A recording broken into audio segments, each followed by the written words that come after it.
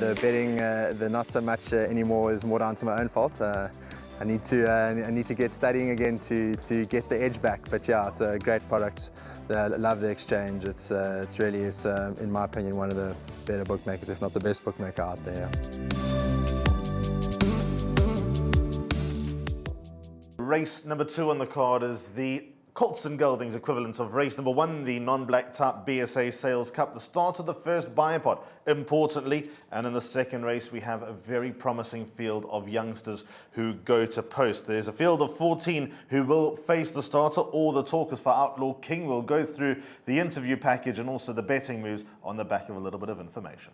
Yes, look, it's very difficult race for us. It's very competitive. And he's still a maiden. Last time I thought we had a big chance of winning. He moved up like a winner, and he doesn't seem to go through with his effort. But he probably think the 1300 will probably suit better. But it's a very competitive race. Yes, look. Also, once again, the horse qualified for this race, and we're lucky enough, to get him in. And drawn badly, going to be difficult. But we got to take our chances. So for the stake of 400,000 Rand, if you qualify and if you get on and get in, then there's obviously no reason to miss the race. Just as far as the betting moves are concerned, the first mover was Main Defender, the unbeaten from 11-2 into 33-10. That's number 1 on the card. The very talented Jerusalem Rain was a drifter from 9-2 to 6-1, but now the money's come back into 9-2, which I think is a fair reflection. But Outlaw King is the horse that's coming for consistent support from 3-1, now down to 5-2, which I still think is a reasonable price, Dees Dynant. Keegan DeMello takes a ride for Dean Canamere.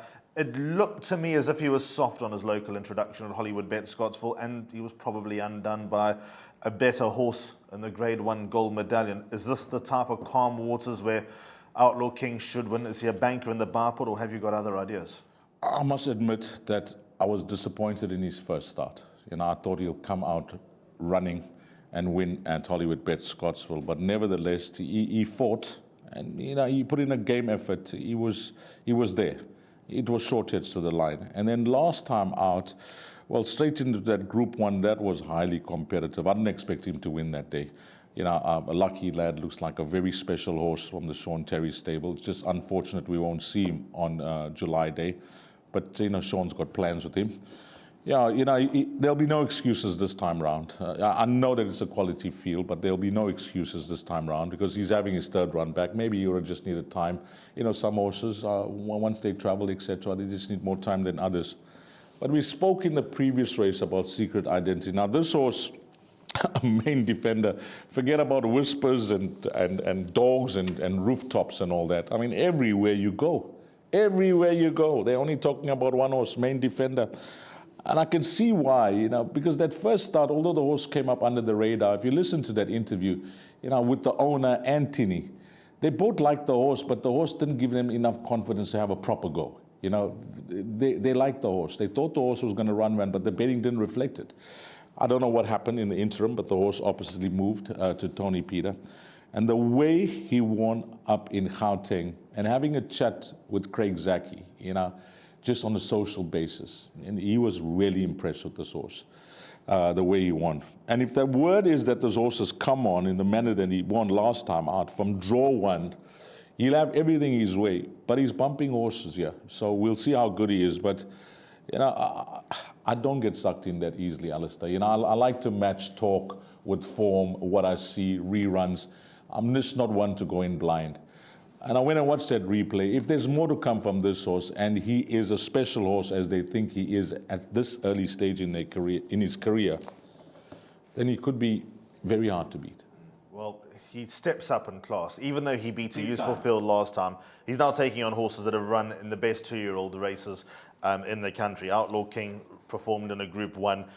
Jerusalem Rain performed in the Grade 2 South African Nursery. If you actually use indirect form, and I don't like doing it from different days, Jerusalem Rain indirectly has probably got an edge over Outlaw King, but I also think Outlaw King has just got more to come. Peaking here in KZN, he looks the one to beat. Don't lose sight of this horse, number 10, Gimme Lightning, by the way. He galloped here at the official gallops, and his gallop was very good. It's not Justin Snaith's style to bring 2-year-olds over, but as mentioned, when when you qualify for the race and you get in, you'll be silly to turn it down. So number 10, Gimme Lightning under Richard Fourie, perhaps just not getting the respect that he deserves as far as the market is concerned.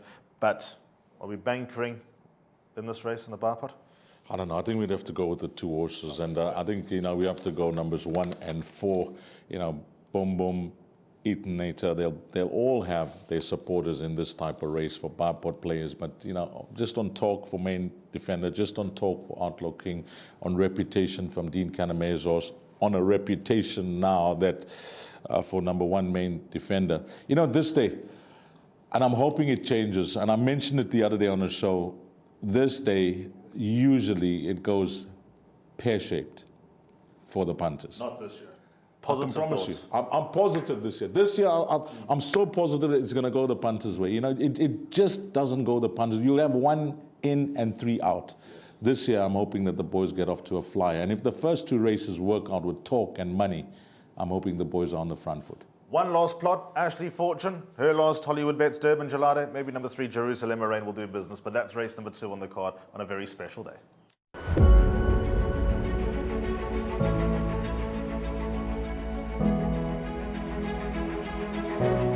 It's Donovan Everett from Cape Racing, and I'd just like to say it's an absolute pleasure to be involved with Intrabet and Cape Breeders in this golf day today here at Pearl Valley.